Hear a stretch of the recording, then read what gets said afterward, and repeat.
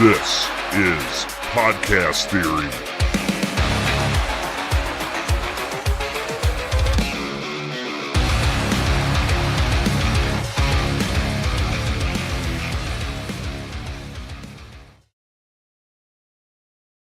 Hello again, fellow podcaster, and welcome back to Podcast Theory. I'm your host, Jason Sircone, and today it is part 4 in the 6-part series about critical things you need to consider before launching your podcast.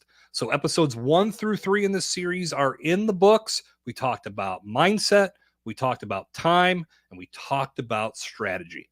Today I want to dive a little bit more into the production process. And one thing I want to say first, I should have probably included this as part of the strategy. And one thing that you probably have been wondering about, 2 things actually. One is budget, which is something that you will cover in your strategy session. And something that you need to be considering is how much of a budget do I need to have? Believe me, and it's not big, but it's something that you need to be thinking about, because not only do you want to think about equipment and hosting, but you might be thinking about advertising as well. Maybe I want to do some paid ad campaigns. And if that is something that you're thinking about, I highly recommend you connect with Megan Shields at Chime House Media. Look up at Chime House Media on Instagram, or just go to chimehousemedia.com. Megan is, without question, the most experienced and wisest, and just, she's absolutely awesome as a person. But in regards to doing this paid advertising strategy, she has got it together. So factoring in budget, a big part of your strategy. The other thing that you should be considering is the equipment. And that's something that you will cover in that strategy as well. Do you want to buy your own equipment? Do you want to find a studio? These are all things, again, not to go back too much on the last episode, but in my VIP day sessions, we cover all of these aspects. So those might be some things that you were thinking about in regards to this overall production. They are critical, but they do fall into the strategy category. Today on the production side, I want to talk about batch recording and really the overall recording process, because of course, without recording, that is going to be a major downfall of your podcast not succeeding. You want to make sure that you have this dialed in. So let's talk about the recording process. First thing I want to do is rule out Zoom. Okay. I record on StreamYard so I can go live with my content. But the reason, other than that I love StreamYard, and another platform that I will give credit to is Riverside. And there are plenty more that you can look at. I look at these two as the top echelon. Reason being is these are designed for podcasters. StreamYard, Riverside, other platforms just like them, they're designed to produce better quality audio. Platforms like Zoom are for conferencing. Google Meet, they're for conferencing. So they compress the audio and they don't give you as crisp and as clear of an audio product when it's all said and done. I know many podcasters that still use Zoom. I try to pick them off one at a time and get them to look at something like StreamYard, look at something like Riverside, because you're going to get a much better product at the end of the day. Believe me, I was a guy that used Zoom. I didn't really think about the compression of audio and the difference that was making. Now, it's subtle, but it's still a big difference. And something like StreamYard, which I will give all my allegiance and thank you to, I use this platform all the time, and there's so much that you can get from a good StreamYard account, because obviously it's set up for podcasting. You want to get the most from it. When you work with me, you get to use my account. So it's some ways that you can save. But nevertheless, you have to think about the quality of your audio. So I say Zoom, great for conferencing, not so great for podcasting. Another thing to talk about when it comes to production, it's overall something I talked about in an earlier episode. It was in the episode of this series about time. Do you want to do a weekly production? Do you want to do a seasonal production? Either way, what you need to be thinking about is what's known as batch recording. And that means that you are recording a series of episodes in one sitting, so you have content in the bank. So when life happens, you are in a position to where you don't miss a beat.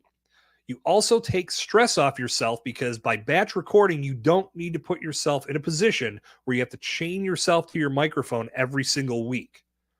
Something to keep in mind when it comes to podcasting, and this is something that I think it's not talked about enough on the front end. And when I talk about that statistic of 90% of podcasts don't get beyond 3 episodes, I think this is one of the things that contributes to that. We don't talk about it on the front end, that the podcast itself is just one element. Once you get into it, you start to realize there's a lot more to it. And then a lot of people say, well, shit, I wasn't ready for this, or I don't have time for this. And therefore, they just cancel the show.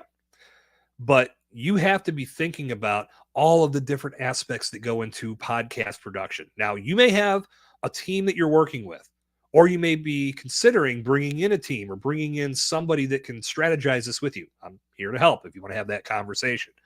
But even if you have that team, your role in the production is still going to be much more involved than you may be thinking. Because when it comes to building this content, and now let's talk to the weekly side of production first. If you're looking to do a weekly show, could you do it every week? Absolutely, you could. But I'm telling you, there are going to be times where life happens, whether it's an emergency or whether it's something positive. Maybe it's a vacation. Maybe it's some major accomplishment one of your children had, or somebody else in your family pulled off something magnificent and you need to go attend a an award ceremony, whatever the case may be. There's a number of things that can happen in life that can throw your production off if you're not planning ahead. So if you wanted to sit down and do a podcast weekly, yeah, you could do that. Just saying it's something that will inevitably get interrupted by life. But let's say in a perfect world, you had this time available each and every week. So you start off by doing this weekly podcast, and you've got to get a guest, right? Like, let's say in that perfect world, you're bringing a guest on to talk to. So not only do you have to think about what you want that show to be about, then you need to think of some talking points to really bring that subject to life. Now, you've got a guest. Who am I going to talk to? Who would be a good guest to compliment me on this episode? We got to find that guest. We got to connect with them. Are they able to record? What if they're not? Oh, no. Now I've got to find somebody else. Or maybe if you're planning ahead, yeah, okay, you've lined up your guest, but now on top of that, you got to prepare some questions to ask that guest. You want to make sure that you're having a very good conversation with that person so everybody's qualities and everybody's skills and expertise comes to the forefront. Now you've got the recording session. You're all set to go. You got to sit and record. Great. Now, this could be if you're outsourcing or if you have a team, you would hand off the rest of the work to your team because now they're in post-production. They're creating the assets. They're they're editing. They're putting together the final production. But if you're doing it yourself, those are all things you have to think about too. This is podcasting. And then you know what? I didn't even talk about promotion and marketing and getting assets created that you hand to your guests so they'll hopefully share it on their platforms. There's a lot of boxes that you need to check. And this is why time is such a critical factor. If you're planning to do that every week, it's better to get the initial recordings done so you don't have to try to do that every week because that's a lot. That's a lot to redo each and every week. But if you're in a position to where your content is created maybe 4 or 5 episodes ahead of time, then your team or even yourself can work ahead and you can have all this content produced and lined up. And when it's ready to go, it's ready to go. You can go on about your life in anything else that you want to put attention on. You won't have to worry about being chained to your microphone. So this to me is the only way to fly when it comes to weekly podcast production. You have to batch record. You have to set yourself up to succeed and have that long-term thought process in place that life is going to happen. And even to give yourself a little break in between your weekly productions, you want to make sure that you give yourself that so you don't burn out. This is why I'm going to get to seasonal production in a moment, but this is why this stat that I keep referencing on the show of 90% of podcasts don't get beyond 3 episodes blows me away. Because if you're strategizing this right, your whole mission should be to launch with excitement, should be to launch with clarity, and it should be in your mind to say, I want to bring something truly special to my new audience so they have something they can truly wrap their arms around. You want your new listeners to fall in love with your podcast. That is not going to happen if you just do one episode and throw it out there. That's like expecting to fall in love and get married on the first date. These things take time. Think of it as your audience building a relationship with you. They're going to need more than just dinner and a movie to decide if you're good enough to bring into their life on a longer full-time basis. If they're going to listen to you each and every week, you need to be there each and every week. You need to give them a reason to be there. So when I hear that most podcasts don't get beyond that 3 episodes, I immediately say, why the hell are they launching their show with that little amount of episodes in the bank? You should never, ever think about going live with your podcast until you have, and I say this very seriously, at a minimum, 10 to 12 fully produced episodes ready to go. This is why I believe this. You could do just your launch, and you could just do 1 or 2 episodes in your launch. But again, the idea is to give your listeners something they can really sink their teeth into. So the more the merrier. And I should go backwards on that. The more the merrier. You don't want to just dump out 25 episodes and say, here you go. That's a little crazy. But what you want to give them is something substantial. If you want to do all 5 episodes all at once on the same day to call that your launch, great. I've done that before. I love that. And then throughout the week, I keep referencing in different parts of each episode or pulling content from each episode. And you could really have a ball with that. If you want to do 1 episode a day over the course of a week, that's awesome. You could do that too. Really make that whole day all about that episode. And again, once you got people in, hopefully they're going to bounce around and listen to other content. Like, this is what a powerful launch brings to the table. And you should never be launching your freaking podcast before you're in a position to do just that. Then once your content's live and your first 5 episodes are out there, now you've got all this content in the bank that you can say, okay, over the next few weeks, I want to evaluate. I want to take a little breather. We've got content lined up for the next 7 to 8 weeks. We've already got our launch episodes out there. Now we can watch how our audience is reacting to things. We can see how this content is getting over. We can see where there might be areas to improve. Then, when you've still got 3 or 4 episodes in the bank, you do another batch recording session.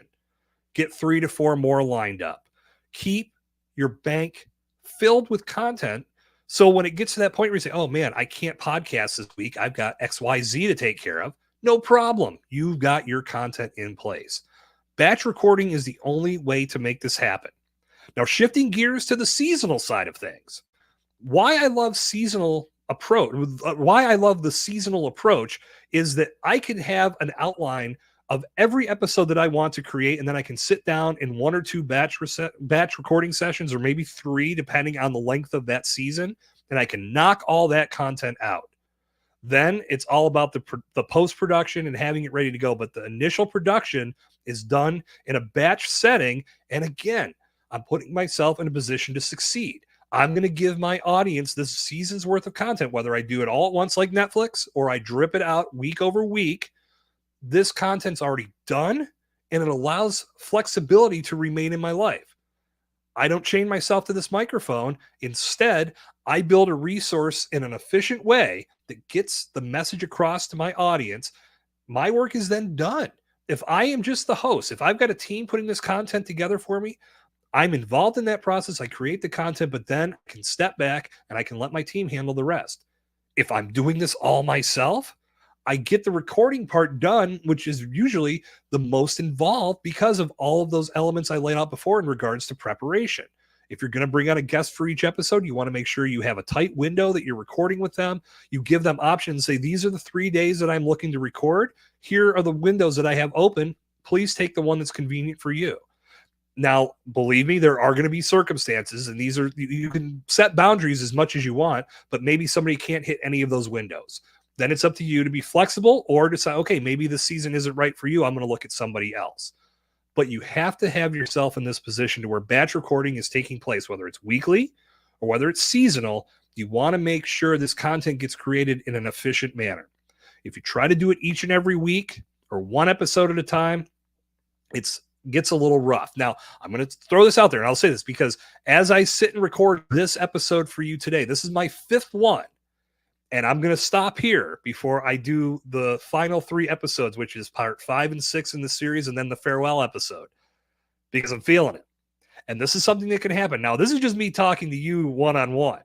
If I was having conversations, you can feel your energy start to deplete as those batch recording sessions go. So when you are batch recording, it is imperative that you think about your own energy, because you owe your audience your very best. And if you don't have the same level of energy on the last interview that you did on the first, they can feel that. So don't put yourself in a position to where your energy is going to wane and you're going to be delivering a less stellar product because of that.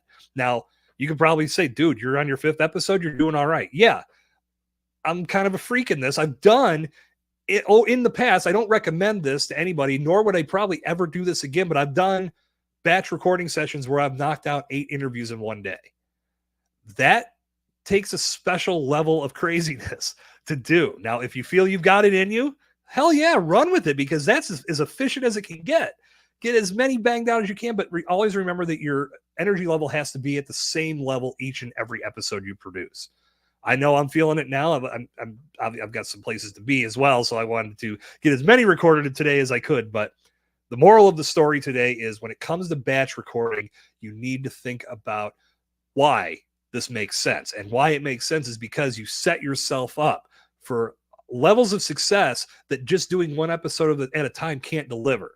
And again, if you put yourself in a position to where someone cancels out on you and now you're scrambling, that's not going to lead to the best quality content either. Getting some episodes lined up and then staying on schedule, staying ahead so you always have a few episodes in the bank, that is going to put you in a position to win. So the big element to consider when it comes to launching your podcast, or to consider before launching your podcast, how you are going to batch record your content so you always stay on schedule. That is going to do it for today's installment of Podcast Theory. I'll be back on the next episode. This is part 4 of our 6-part series on critical things to consider before launching your podcast. I'll be back on the next episode with part 5. You don't want to miss it. Until our paths cross again, I'm Jason Sircone. This has been Podcast Theory. Good talk. I will see you out there.